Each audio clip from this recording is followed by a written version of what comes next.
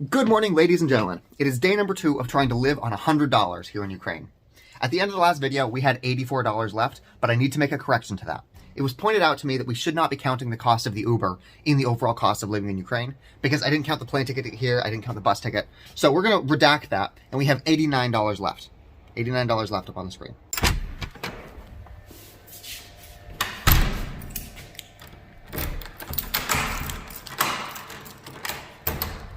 In most hostels, you're able to lock up so that other people in the hostel can't come into your room and like snoop through stuff.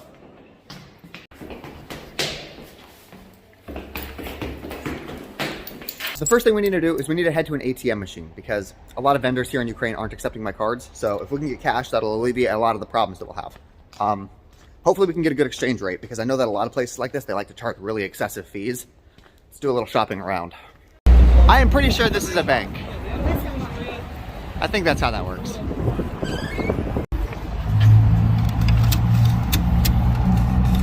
The ATM machine does not have an option for English, so I can't read this. What kind of ATM doesn't have English as an optional language? Like, they need Romanian, but they don't need English. I guess Romania is kind of close. But still, no English? That's crazy. I am not going to use any of the ATM machines that are on the side of the street because I know that those will have ridiculous fees. We've got to go to an actual bank and use an actual bank's ATM machine. What are the chances that Idea Bank is an actual bank?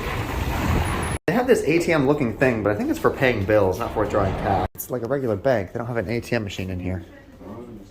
So we continue to search.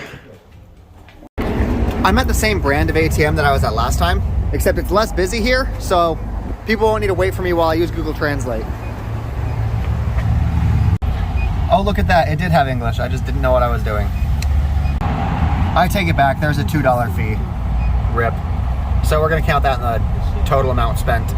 Okay, we withdrew $40 or 1,000 UAH, but we only got $38 worth of value. If you try to convert this to USD, you only get $38. So that means that we essentially paid a $2 fee. We're going to count that up here. $2 fee to get this cash. Okay, now let's go get some breakfast. Let's go head to a local supermarket.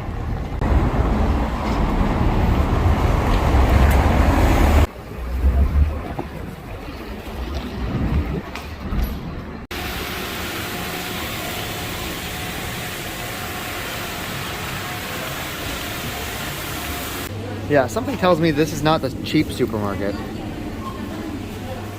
Just my intuition.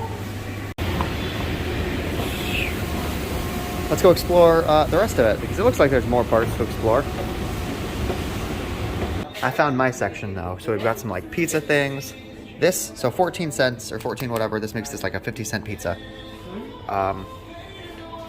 This makes this like a 8-cent loaf of bread. I don't know, something like that. And look at this, you can get like a whole Coke for, what is that, 80 cents? 80 cents for that? That's pretty dope. Oh shit, while I'm here I'm getting socks. All of my socks have like holes in them from using them so much, so we're gonna get some new socks while we're here too. For breakfast today, we got a loaf of bread, we got a little dessert Danish thing, we got a pizza, we got yogurt with nuts, and we got a Diet Pepsi. This was $2.89. And they wrapped all of them up individually in plastic, so you guys don't need to complain about me sticking it on concrete anymore.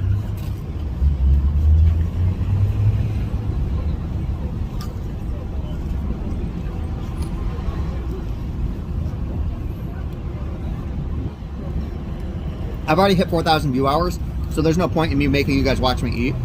I'm just gonna do it anyway.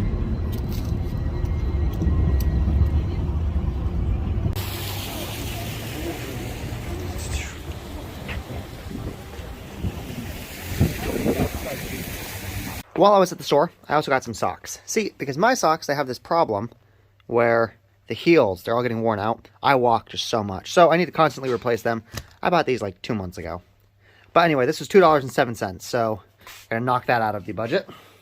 Do you guys want a little behind the scenes for how I make the thumbnails for these videos? I'm gonna go make the video for this thumbnail, and I'm gonna show you. First off, I've got to get the right lens on my camera. This lens right here is really good for like landscapes or like walking around because it's really wide. But the lens that we're looking for this is a much shallower depth of field. It's much deeper. So let's go swap these out.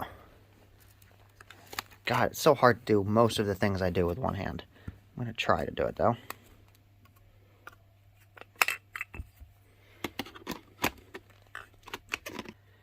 There we go. Now that we've got the lens on the camera, we need to set this up on a place where it's darker behind me and lighter in front of me so that the light from the window can illuminate my face. We're going to use this little phone holder thing that I've shown you in previous videos to hold the camera. It's going to come up here. It's going to go something like this. This is how I typically use to hold my camera. It's like a little tripod. And then once I've got this set up, I just flip this back, turn on the camera, and I can actually see what the camera sees because of that lens. So I can just set it up on a timer, get in position, and then take the shot. I also have this nifty little light that I'll like set up here. Use that for like accent highlighting. You can see here that I took a couple different pictures just to give myself some options in post-processing, but I think this one looks pretty good. When I open these up, one of the first things I do is I adjust the exposure levels because I want my face to be brighter and I want the background to be darker. So we're going to do that. Then I'm going to blur the background a little bit just to give the text a little bit of room to pop. I'm going to take a brush through here. We're going to darken that a little bit because, again, I want the text to be the first thing that they see. So I'm going to do that, add the text, and then this is the final result of the thumbnail. You can see that is the one that we're going to use on the actual video itself.